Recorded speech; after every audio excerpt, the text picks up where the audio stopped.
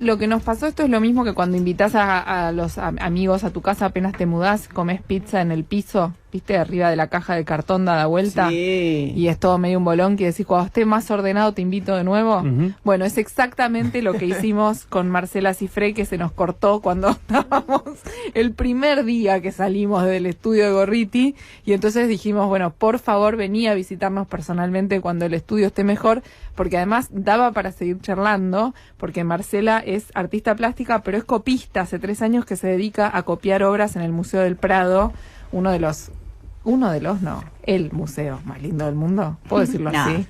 Para mí sí. Sin saber mucho, es mi preferido. El mío también, ahí está. Yo y no bueno, puedo decir lo mismo. y para nosotros sí. Hola Marcela, ¿cómo estás? ¿Qué Gracias tal? por ¿Cómo haber les venido. va? ¿Todo Muy bien, ¿vos? Todo bien, por suerte. ¿Te sentís de vacaciones cuando estás en Buenos Aires? No tanto, porque voy y vengo, entonces es como que ¿Cuánto tiempo pasás acá? mis corazoncitos están repartidos.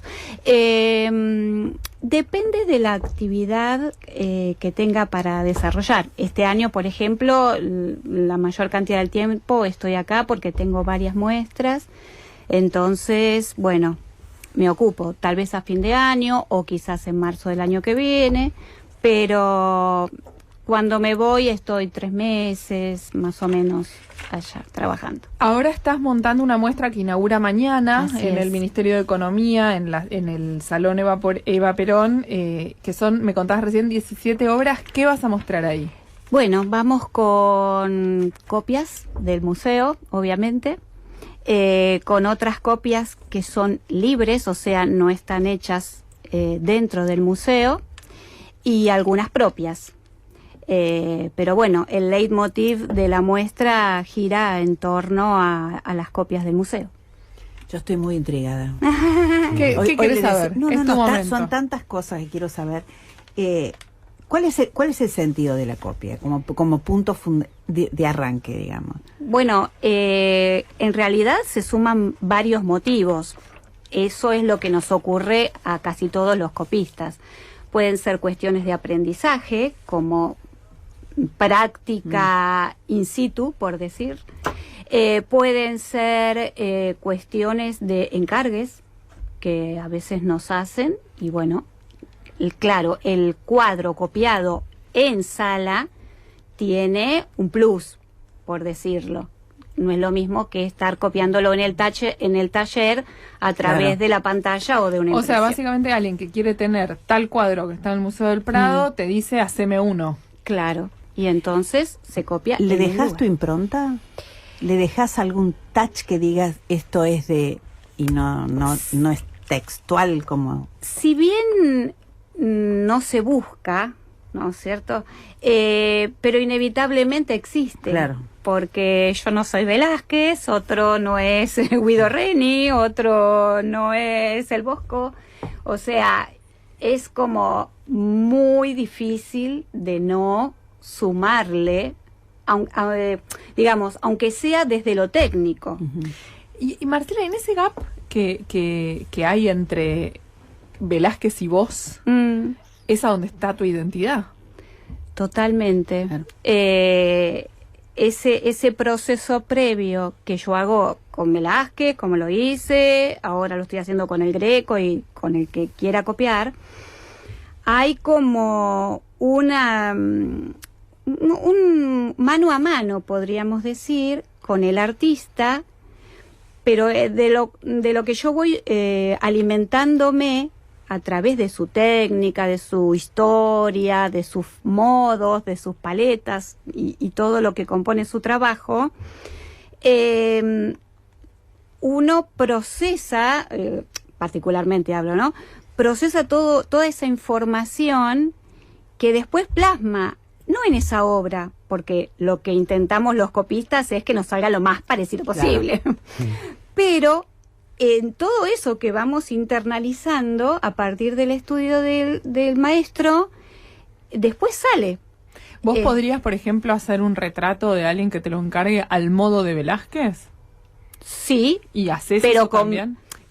o sea, sí, pero como yo no soy Velázquez, voy a tratar de trabajar desde lo técnico lo más parecido que pueda, pero Claro. en el medio queda el misterio de cómo ponía el pincel. Porque no sos Velázquez y porque no estás en la época de Velázquez, ¿no? Y también hay el tema de la materialidad. Porque, exacto, tenemos otros recursos, tenemos otros elementos de los cuales ellos no contaban, pero tenían tanto talento que podían lograr maravillas como las que vemos Claro, hoy. uno supondría que teniendo acceso a lo que hay hoy en las librerías artísticas deberías pintar mejor que Velázquez, ¿no? Si fuera así, porque te compras mejores óleos y es más fácil que... no es tan así, No, pero no por eso funciona así. también los maestros los contamos con los dedos de una mano, o sea, son como íconos que es difícil igualar a pesar de ser muy dotados. Pero ¿Quién es el más difícil? Perdón que te interrumpa. de los que ahora copié, de los que copié hasta ahora, mejor dicho, y Velázquez. ¿Por qué? Porque por un lado, mi modo de pintar a lo mejor se acerca más al formato de otros. Y además, porque cuando son pesos pesados tan reconocibles, es muy difícil acercarse ni siquiera a los tobillos de pronto, ¿no? De semejantes personajes. Así que Velázquez sí, fue un desafío intenso. Y hubo otros que, lejos de llamarme un par, por supuesto, pero que están más cercanos a mi modo de trabajar, y entonces es como que Fluye más. Más, ¿Y exactamente. cuánto tiempo demoras en hacer una obra? Los copistas tenemos un límite de tiempo de 8 semanas para terminar una obra. Lo que ocurre O sea, perdón, ese tiempo te lo da el Prado. Exacto. Dice, no podés estar más de 8 semanas acá. Claro, lo que ocurre es que cuando uno ya es copista oficial, si ocurre algo en el medio o si hay alguna, dilatación por algún motivo, bueno, podemos estirarnos un poco más. ¿Y de qué manera el museo utiliza al copista? O sea, ¿qué es lo que gana el museo con un copista? En realidad es tener otros artistas trabajando en sala, pero no es que el museo obtiene algún beneficio extra. Ocurre que históricamente el copista, cuando el museo se inauguró, ya formaba parte de ese staff, podríamos decir. En Europa, acá Claro. no. Acá No, existe. acá no hay ningún acá no. museo que permita copiar. En Europa no pudieron decirles que no, digamos, como ya estaban Es que ahí. ya porque ya venía existía, de su claro. historia. De todos modos, tampoco hay tantos. O sea, en Europa está el Rig, el Prado, el Louvre, el Met está en Estados Unidos, y uno más que ahora se me está yendo de la mente, Que admite copistas. que admite Son los copistas. Claro. ¿Por qué? Porque hay una serie de requisitos, como que no nos podemos superponer dos en una misma sala, por lo tanto no podemos estar trabajando los dos en el mismo cuadro. O sea, hay una... Se hace en horario de apertura del museo. Sí, siempre es en ¿Y el horario... del olor? museo. ¿Eh? ¿Y el olor o solamente trabajas con bocetos? Porque si trabajas con óleo adentro del museo es un... Bueno, evitamos el uso de, por ejemplo, trementina. Usamos diluyente sin olor, y todo es como muy... Igual tiene un poco de olor, ¿no? Sí, pero digamos, usamos los recipientes que tienen tapita. Hay como una reglamentación que indica que tenemos que ser lo más prolijos y lo más cuidadosos posible en una serie de elementos. Algunos preparan el color mientras están trabajando. Yo ya lo llevaba preparado desde el día anterior, y todo en frasquito en cuanto a los diluyentes o los aceites, cosa de que en mi cuadradito de 1,5 metros por 1,5 metros, donde está mi caballete, no me excediera con todos mis bártulos, que también nos Claro, y recomienda eso, llevar claro, todo. Claro, y eso vos te lo llevás, obviamente no queda en el museo ni nada de eso, vos lo transportás permanentemente. Los materiales sí. Lo único que queda en museo mientras se está ejecutando la copia, bueno, el caballete que nos lo provee el museo, Y la obra. la Claro, obra, Porque por no te supuesto. la podés llevar porque está húmeda. No, y aparte, la obra, una vez que ingresa, no puede salir mira. si no tiene ya para un policial es espectacular, para un choreo, o sea, la copista que cambia en algún momento. Estamos súper controlados. Es genial. Estamos Haces una maniobra de distracción y cambias la obra. Sí, es imposible, pero para una ficción es hermoso. Claro. Pero debe estar presente ese riesgo. A mí nunca me llegó ninguna anécdota de que hubiera acontecido, pero sí, por eso nos ponen tantas restricciones. Claro. La obra sale porque está agendada en un libro, entonces cuando yo termino mi cuadro tengo que pasar por una parte de seguridad donde se rubrica que esa obra sale del museo. Porque además la manera en la que los falsificadores suelen comercializar las obras no es copiando, o sea, a diferencia de lo que uno puede creer, no es no es lo que hace Marcela, como no es para hacer exactamente la obra. Lo que suelen hacer los falsificadores, a la manera es hacer a la manera de, y de repente apareció un Velázquez nuevo. Claro. Y así es como un falsificador mete una obra. Pero ves que Pedro tiene una pregunta atragantada. No, pero por favor. Me encanta cuando Dale. No, tenía una pregunta, más allá de las cuestiones técnicas, imagino que hay una investigación también sobre la vida, por ejemplo, de Velázquez. ¿Hasta dónde llega esa investigación? O sea, ¿llega a ir a lugares donde estuvo?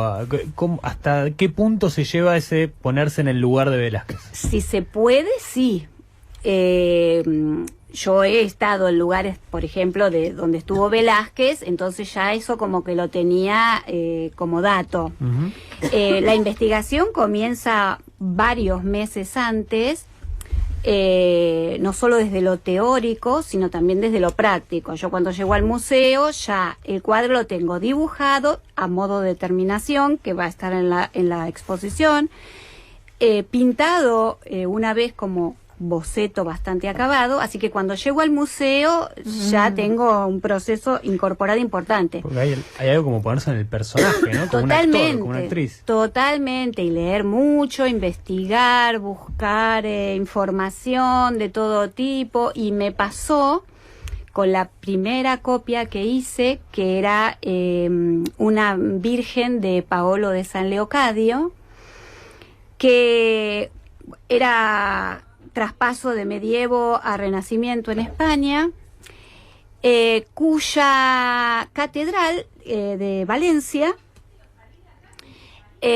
tenía en la cúpula principal unos ángeles músicos que había pintado Paolo de San Leocadio y que se descubrió en el 2006 porque estaba bajo una cubierta barroca.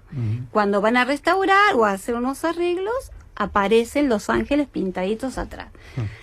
Lo que primero hice, porque estaba fascinada con ese pintor, fue ir a ver la cúpula, y realmente me cerró el ciclo de un montón de cuestiones de ese traspaso de medievo a renacimiento, porque si la googlean, es que hay algo además de el hecho de, lo dice muchas veces John Berger, que a mí me gusta mucho, como modos de ver, o esta manera de mirar que tenés, si vos estás tratando de hacer, es muy distinta a la manera de mirar que tenés como espectador y ya. Total. Mirás otras cosas, mirás de otra manera, permanecés más tiempo mirando. Como hay algo que es que vos no puedes estar el mismo tiempo que Marcela tratando de copiar si vos fueras a verlo y a tratar de absorber esa obra solo como espectador. No hay chance de que estés ese tiempo mirándolo, simplemente mirándolo. Entonces también hay algo de eso, ¿no? De cómo te entra esa pintura. Absolutamente. Y bueno, como yo soy muy estudiosa y he hecho varias investigaciones en realidad sobre historia del arte, me gustó siempre ir haciendo como una secuencia, igual salpico de una época a otra, ¿no? Pero me gustó eso de ir haciendo una secuencia temporal, como ir desde el medievo, ¿no? En avance, para ver cómo iba evolucionando también el modo de ver y de pintar, etcétera. Entonces, que eso que uno incorpora racionalmente por todo lo que hemos leído, y después lo internaliza interpretándolo y poder transmitirlo sobre otra superficie, es como no sé, multiplicar observadores. Como medio epifánico, además, supongo. Claro, ¿no? porque cada área que uno va tocando va aportando desde su visión, lo teórico, lo práctico, lo técnico. ¿Y en algún momento intentaste o hiciste o te adentraste en artistas más Yo estaba contemporáneos? pensando eso en la vanguardia. No sé, pienso, Miró debe ser sencillito dentro de todo, ¿no?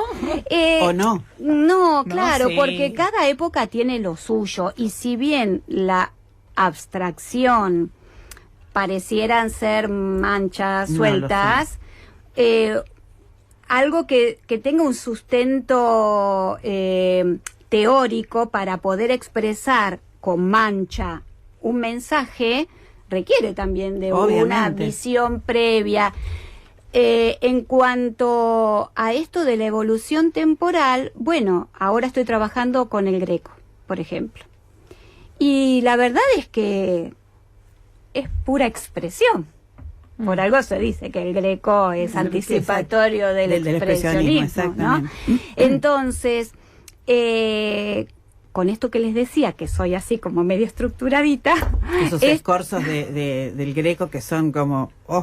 Absolutamente, y estoy fascinada. O sea, le tenía cierta...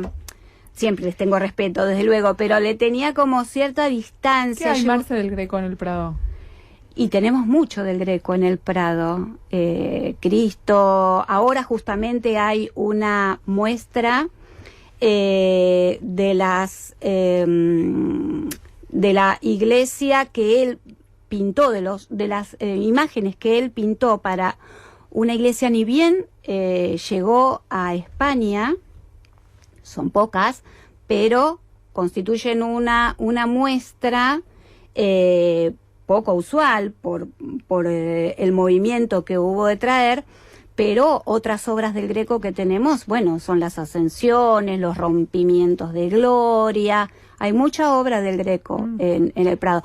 Incluso en nuestro Museo Nacional hay una obra del Greco que a veces para hacer escapaditas de observación funciona. Porque el Greco, para mí, no sé si coinciden, pero para mí es uno de esos artistas que hay que mirarlo un largo rato, ¿no? Mucho, es como el café o la cerveza. También en su momento. Totalmente. No es un artista que te entra a la primera mirada. Porque justamente yo le decía de los escorzos, porque son muy particulares los escorzos del Greco. Entonces vos cuando lo mirás sentís como una especie de rechazo.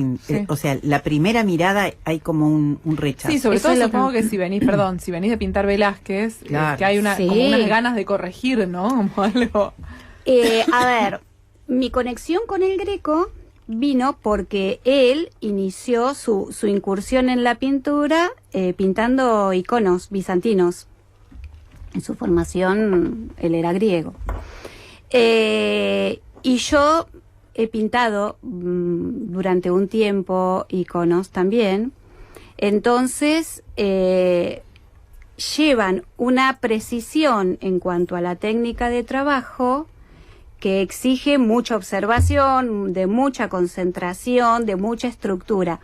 Cuando después él se cruza hacia Italia, encuentra todo el trabajo que estaba haciendo Miguel Ángel, después pasa a España, todo eso anterior lo viene acumulando y lo viene aplicando. Tiene unos estudios de anatomía, el Greco, que con lo que uno ve así a simple vista, como la primera vez que a lo mejor lo vemos, no lo podemos creer. Mira. Y sin embargo, un análisis pormenorizado. O sea, no le salió así porque no le salía de otra manera, sino porque estaba buscando. Está bueno eso, porque eso se ve como en otras lecturas. Era Totalmente, una búsqueda, claro. De esta manera. Fue una búsqueda, sin duda. Y el estiramiento de los cuerpos. Claro, porque aparte él, digamos, al llegar a Italia y encontrarse con lo que estaba aconteciendo, tenía que ponerse a tiro con lo que estaba pasando en Europa, porque si no, no tenía cabida. Y de hecho fue rechazado muchas veces. incluso a donde él hubiese querido trabajar, que fue en el Escorial. Momento, sí, claro, era como, esto no me gustaría mucho. Y sin embargo, cuando es redescubierto prácticamente en el siglo XIX, ¡guau! Explota. Y cuando vos empezás con, o sea, salteás de Velázquez al Greco, ¿fue por un encargo? ¿Fue porque te tiró ir para ahí?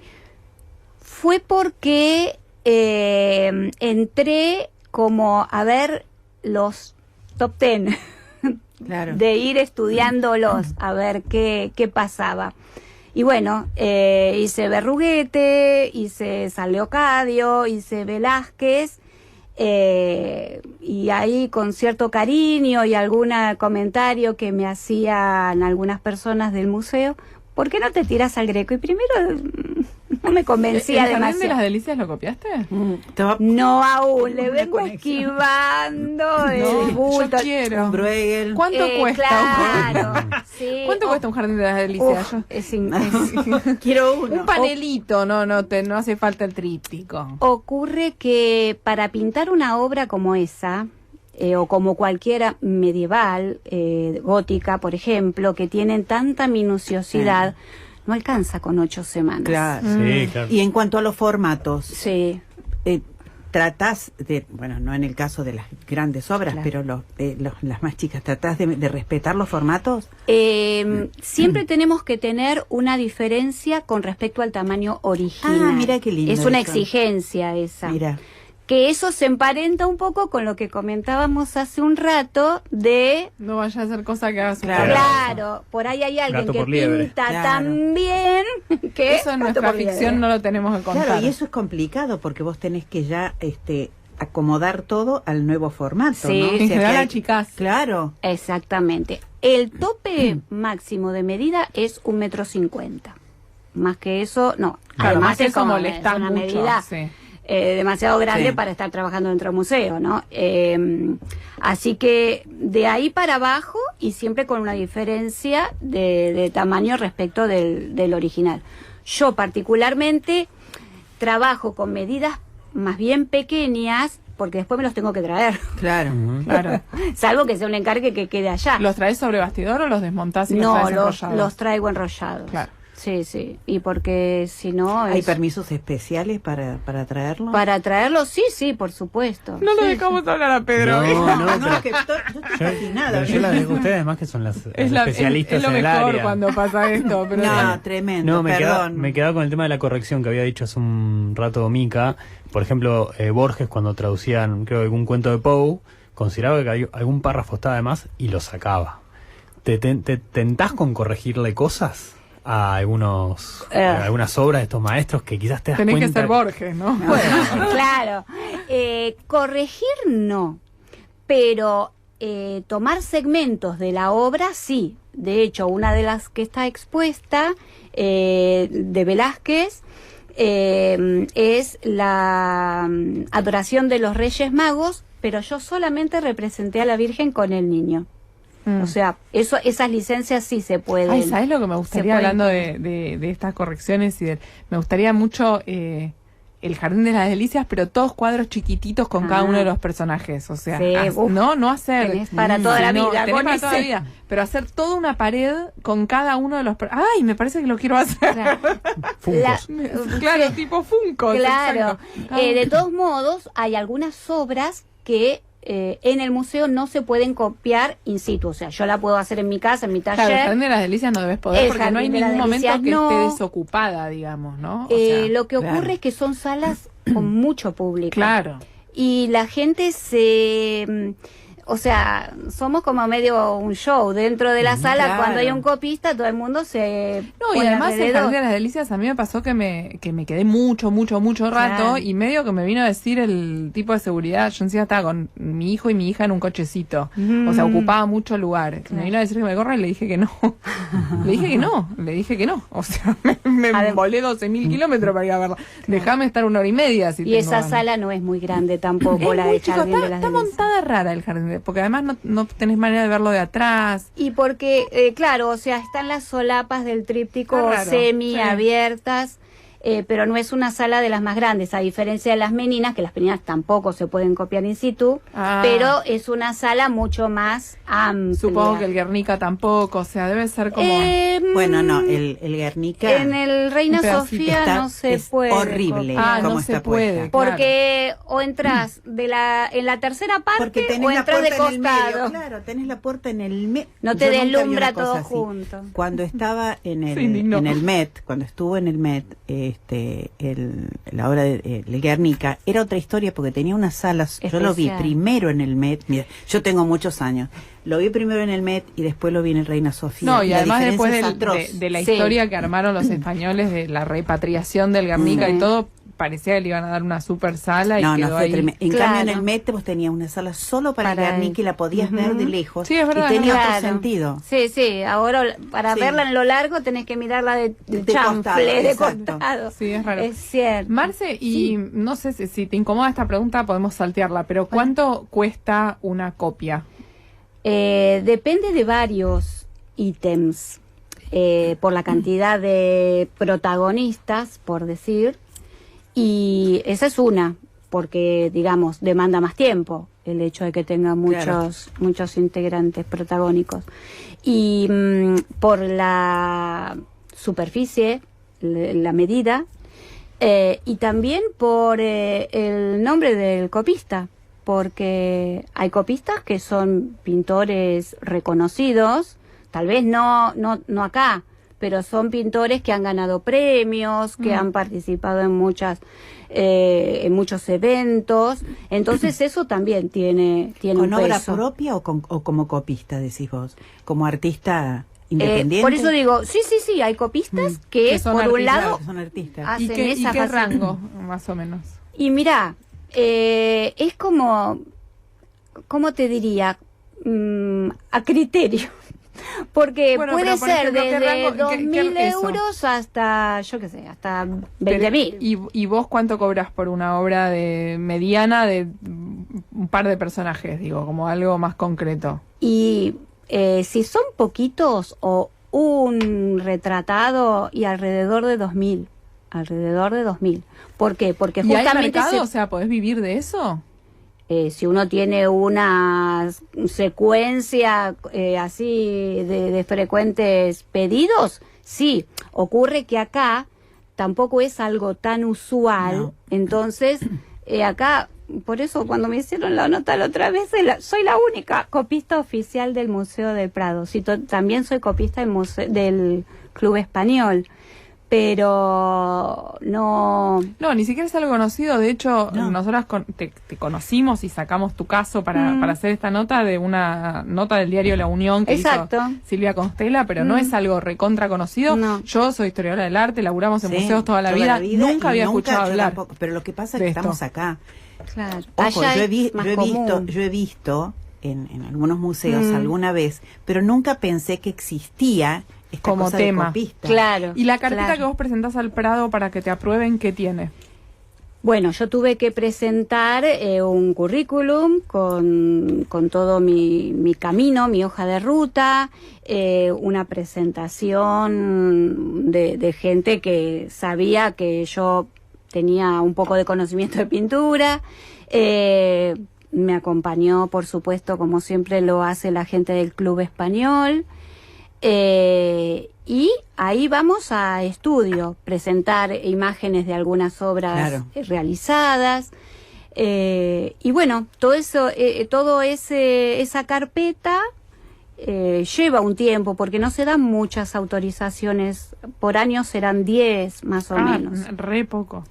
¿Y cómo es, el proceso previo a esa carpeta? O sea, ¿cómo llegás a tener la idea de querer presentarla? ¿Cómo se te arma esa idea de algo tan específico? Bueno, la cosa fue así, como que se fue encadenando todo. Yo, por supuesto que pintaba de antes, todo. Como pertenezco al Club Español, y ahí hay obras cuyos autores están en el Museo del Prado. Mis hijos se habían ido a vivir a España. Y ahí es como que se fueron sumando ingredientes a ver qué puedo hacer yo y además ir a visitar a mis hijos. Qué lindo. Te cerraba perfecto. Me cerraba perfecto. Pero bueno, de ahí a que se concretara. Así que comencé copiando obras en el Club Español. La primera fue una que se llama Locura de Amor, que es una obra de Francisco Pradilla, el que pintó la gran Juana de Castilla llevando el féretro de su esposo, emblemática del Museo del Prado. Y bueno, copié esa obra, después copié otra de Julio Romero de Torres, y en ese interín viene la pandemia, todos buscábamos actividades y yo comienzo a escuchar, soy de levantarme muy temprano, los vivos del Museo del Prado. Que a nuestra diferencia horaria de 4 horas, claro, eran mis 5 de la mañana. Claro. Pero bueno, no importa. Bueno. ¿En dónde estaban? ¿En Instagram hacían vivos? Sí, siempre los hacen. Todas las mañanas, ahora son las 4. Ay, los voy a buscar ya. Ay, sí. Bueno, cuestión que comenzamos a conectarnos con Javier y con Bernardo, que son los que comandan esos vivos. Por comentarios que yo hacía, después porque los suben a Instagram, etcétera. Comenzamos a hacernos amigos, por decirlo, en la pandemia. Y bueno, Bernardo en ese momento era el jefe de copias, el que receptaba todas esas carpetas. Y cuando yo me entero de todo eso, llego acá, hay algo que hacer. Y entonces pedí el formulario de solicitud, por decirlo, al museo. Me mandaron cuáles eran los requisitos. Cuando se lo comenté a Bernardo, me dijo, bueno, ahora está un poco frenado porque con la pandemia, por supuesto, nadie puede ingresar, el museo está cerrado, pero en cuanto se retome toda la actividad administrativa, lo vamos viendo. Así que fueron 2 años. Cuando un día él mismo me manda un mail. Es espectacular porque Instagram también tiene eso, como realmente abre el museo al mundo, ¿no? Y porque en vez de llorar que se fueron los hijos, pensó además una forma de práctica de canalizarlo. Sí. También es cierto.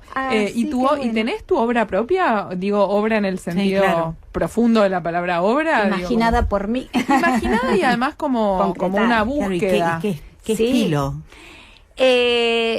Yo siempre fui figurativa en lo que hacía.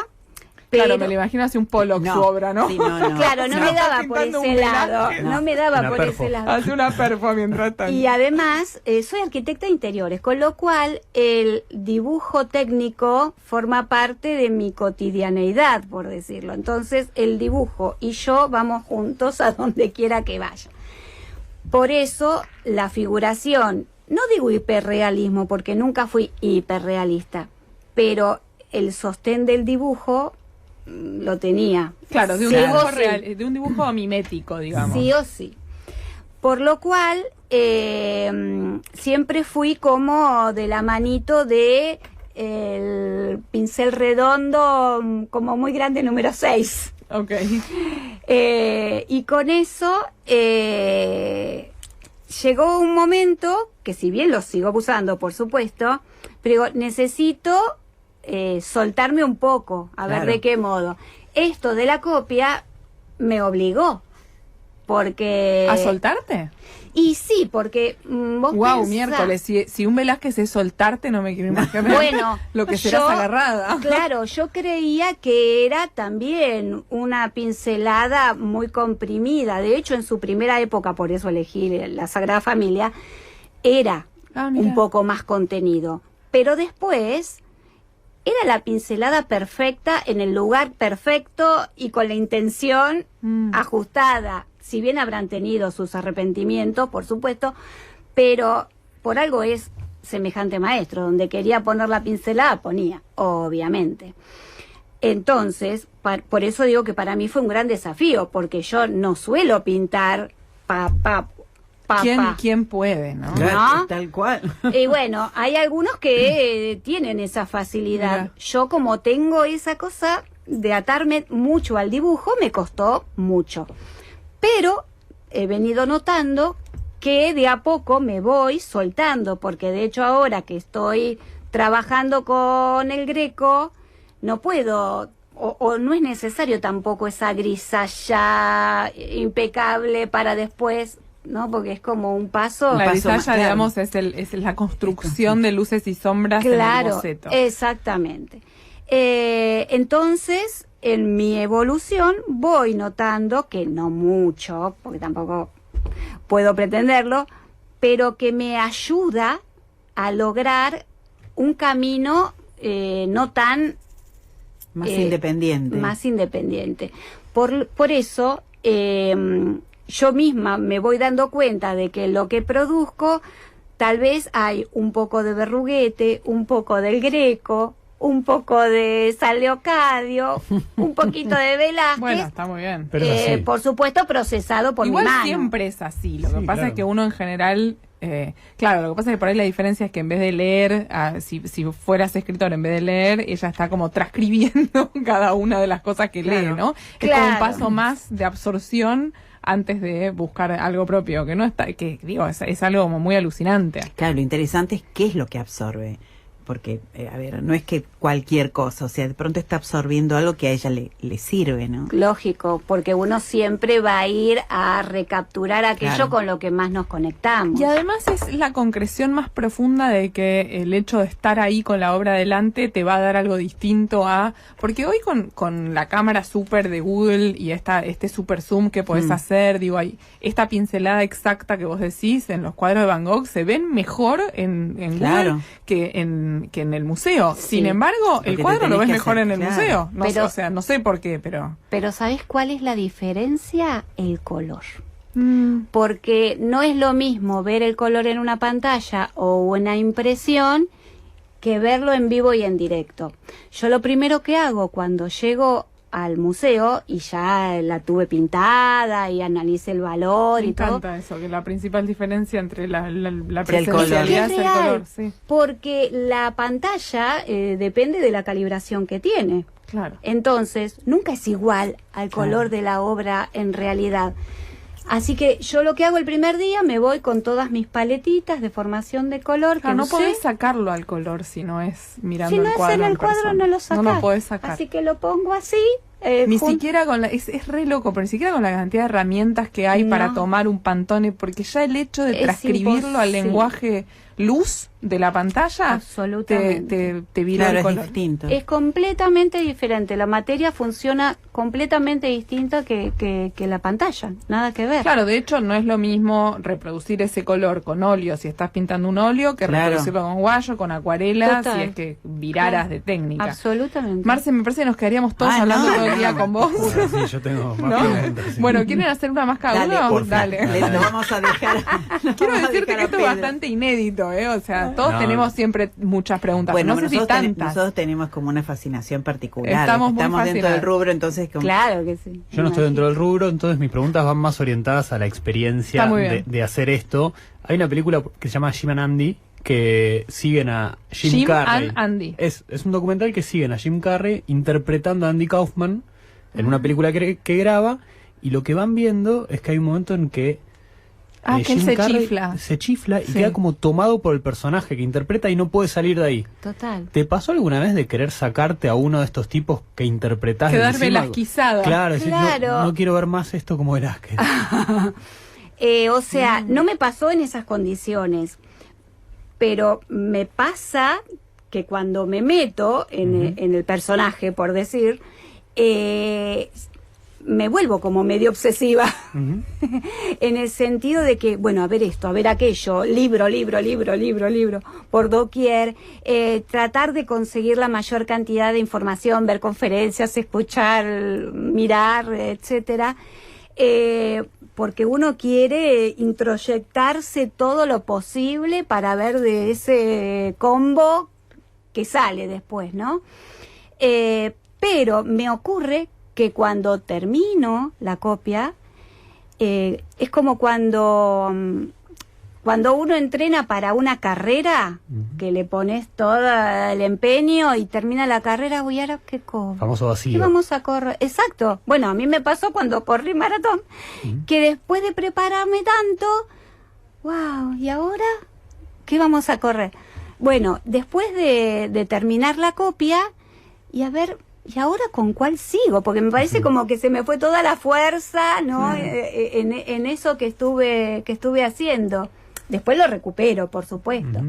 Pero... O sea, no es que no se te queda pegada la voz, sino que te sentís vacía. Esa sería como un poco la conclusión. Es que uno pone tanto, bueno, como cuando uno tiene mucha pasión por lo que hace, que le pone todo lo que puede, por supuesto. Sí, es una actividad que empieza y termina. Claro. Además. Bets. No, yo estoy tan fascinada. No, yo creo que la pregunta de Pedro tenía que ver con que quizás qué es lo que te queda por ahí pegadito de algunos que vos después vas a aplicar en tus propias obras. O sea, que de pronto esta pincelada que era como de Velázquez o esta era como del Greco, algo te queda... Totalmente. Claro. Bueno, me quedó mucho de Berruguete, por ejemplo, de Alonso de Berruguete, que se emparenta mucho con el Greco. Yo lo estoy notando porque me fluyó bastante bien Berruguete, y ahora que estoy yendo hacia el Greco, noto resoluciones que se conectan con él. O sea, él y él se conectaban. No sé cómo, bueno, sí sé cómo, porque Miguel Ángel los conectó. Miguel Ángel. Es una clase de historia del arte en versión práctica. A mí me vuelve loca. Pero hay algo fenomenológico que lo porque descubre a través de la experiencia. Pero me parece alucinante porque en la facultad yo estudié historia del arte y hay una cosa totalmente cindida del hacer. Vos en historia del arte no estudiás, por ejemplo, que los impresionistas son contemporáneos a la creación de la pintura en pomo.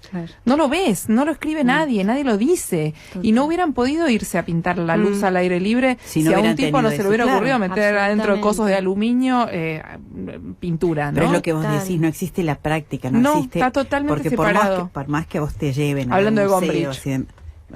Hablando de Gombrich, lo separó, o sea, como que hay algo de lo que existe en la historia, no existe en el hacer. Es que el hacer es fundamental en todo. Para comprender, para entender. Y había historiadores antes que sí lo tenían más. Vasari, por ejemplo, sí hablaba de con qué pintaban, la manera en la que pintaban, quiénes eran los ayudantes, cómo creaban esa alquimia de la pintura. El primero que empezó a ver todas las biografías. Pero después la historiografía fue para otro lado y se perdió eso. Se perdió. O sea, los tratados de pintura que conocemos, que datan de la antigüedad, son contados con los dedos de la mano. Y de hecho pasa algo también, que es que en los museos, y supongo que eso te pasará a vos como copista, el otro día fui al Museo Azul Solar y estaba como muy fascinada mirando una obra y decía acuarela. Y no tenía acuarela, tenía lápiz de colores, tenía tinta, tenía... Claro, no hay una especificación. Ni siquiera en la nomencladora, o sea, ni siquiera en la descripción de los materiales había una intención, una relación con el hacer de ese artista que no había usado solo acuarela. Claro. ¿No? Como incluso desde ahí me parece que hay una diferencia. Es verdad. Y es por eso me parece que estamos todos tan fascinados también. Porque por ahí quizás el que hace el nomenclador no sea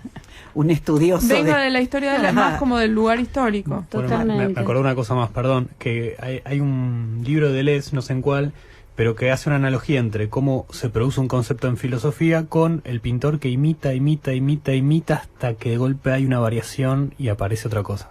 Como que me parece que hay algo del hacer y de la experiencia puesta en práctica, en este diálogo con otras obras, que funciona para todas las artes. Totalmente. Marce, ¿das Después clases? pasame el dato del libro. Es muy lindo.